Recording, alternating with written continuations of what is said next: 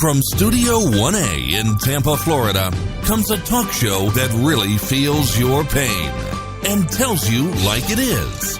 We love America and all that freedom-loving Americans want to protect. Live from coast to coast and on your radio, it's For the People with Keith Allen. We'll help you survive this thing called life. We're for the people. Whatever your source of stress or strife, for the people is there. Well, hello, Mr. and Mrs. America. I am Keith Allen, and proudly welcoming you into this Tuesday's edition of For the People on November the 7th, 2017.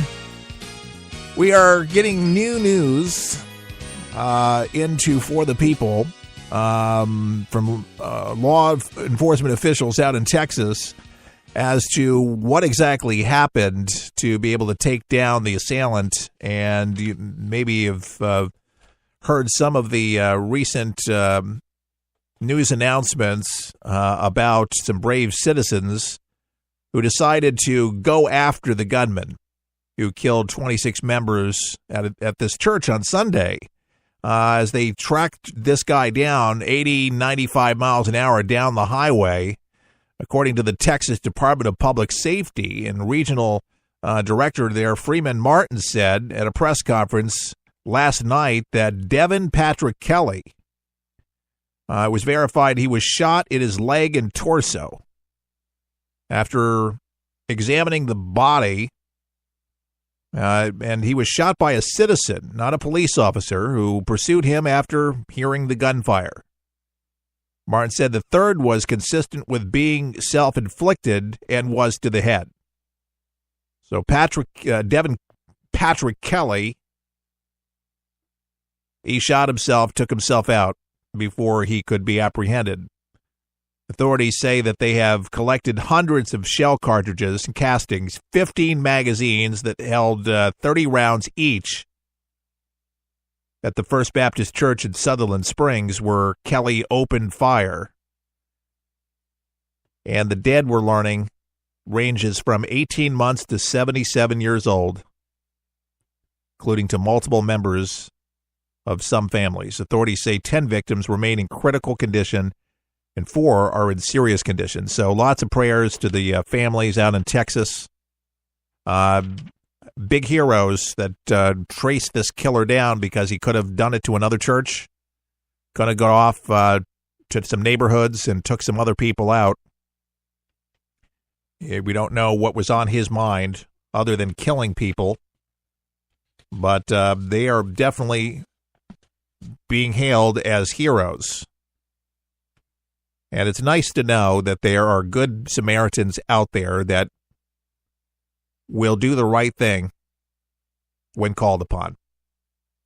The Air Force is stepping up and admitting their fault and reporting the shooter's past, because he had crimes and he had a history of domestic violence that spanned apparently years before the attack, and was able to buy weapons because the Air Force did not submit his criminal history to the FBI database.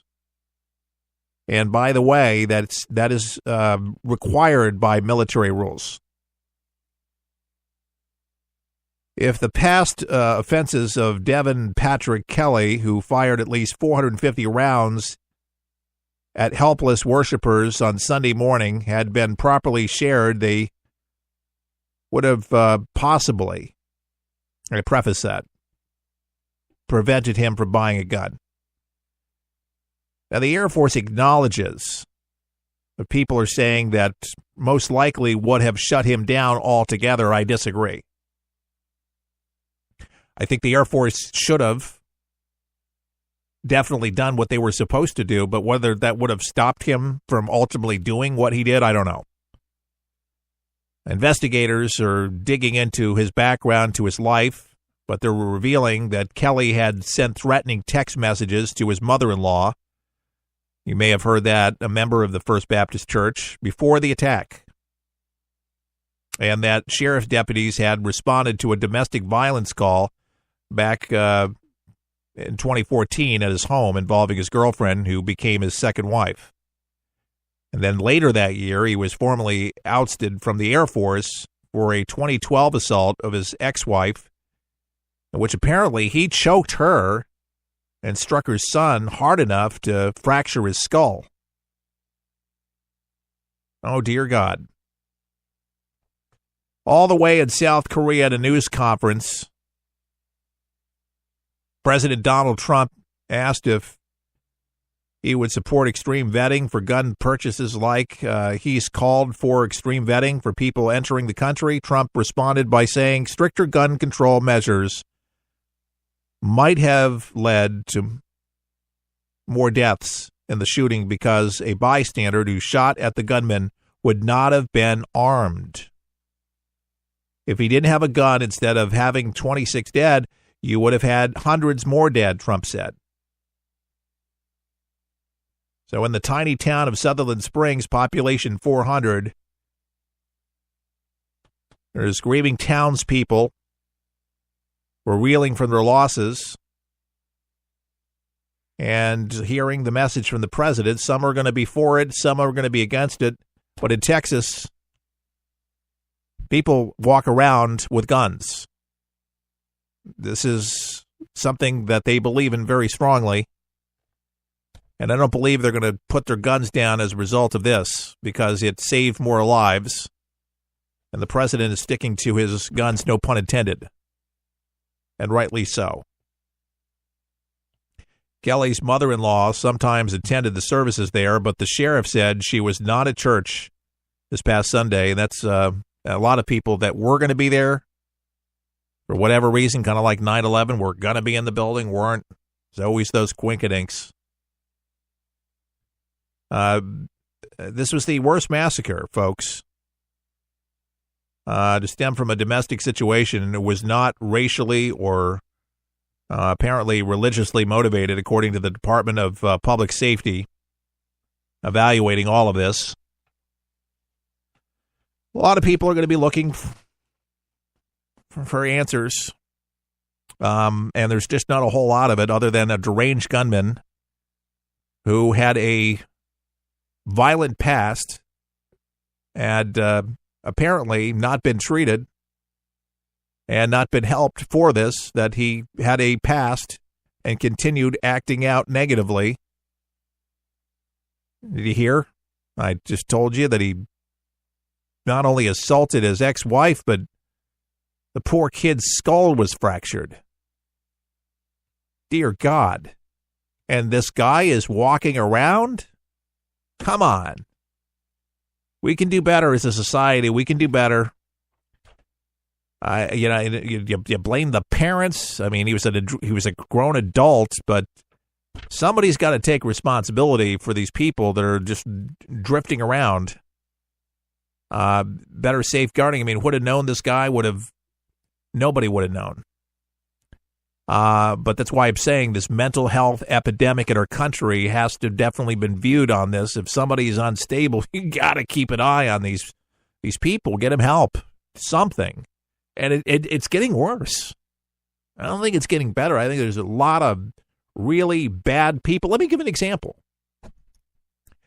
about a gentleman. We're not talking a gun. We're talking his bare hands here. And tell me that this guy didn't have some mental issues. Who am I talking about? I'm talking about a Pennsylvania man, and I'm just learning about it now, but on Halloween, he snapped the neck of a female friend and beat her with a hatchet after this woman refused his marriage proposal. Christopher Tucker's 34 years old, being charged with murder and criminal homicide for allegedly killing Tara Serino, 19. He reportedly asked Serino to marry him at his home in Berks County. She said no and told him that she was sleeping with other men. NBC Philadelphia reported he allegedly told police that she told him that he should kill her. He allegedly told police that she told him that he should kill her. And guess what he did?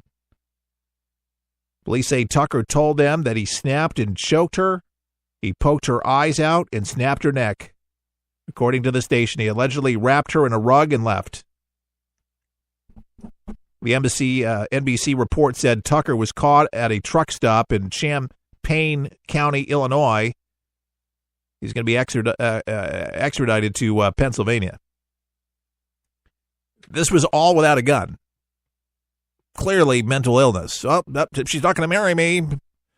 I'm not going to be faithful. I'm sleeping with other guys. Don't want to make a commitment to you. And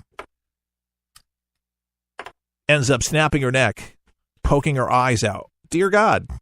There's people out there, folks, loose cannons. Just like the opioid addiction, I am thinking that mental health is something that people don't like to talk about.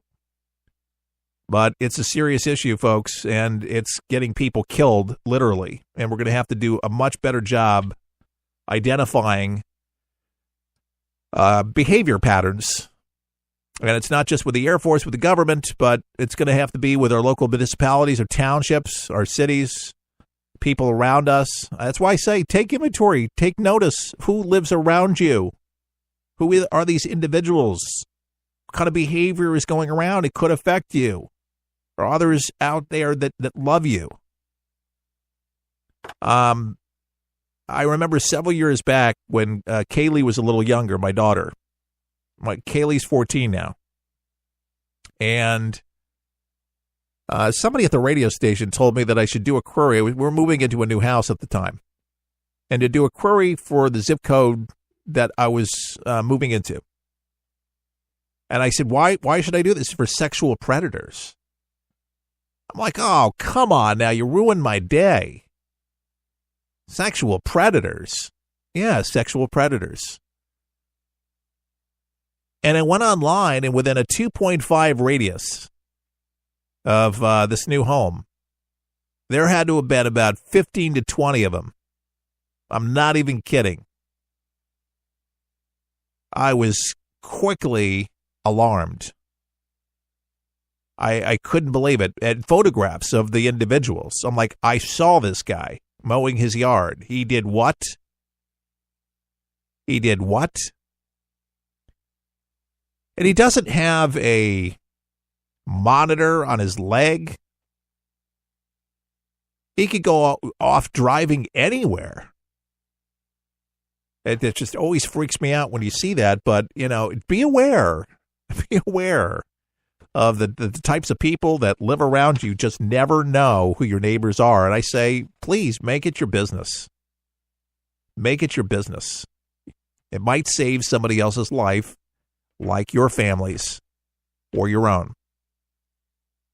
Good news. It's flu season, isn't it? No, I'm not selling you a flu vaccine, but a flu vaccine might be coming. And that might be good news for a lifelong flu vaccine.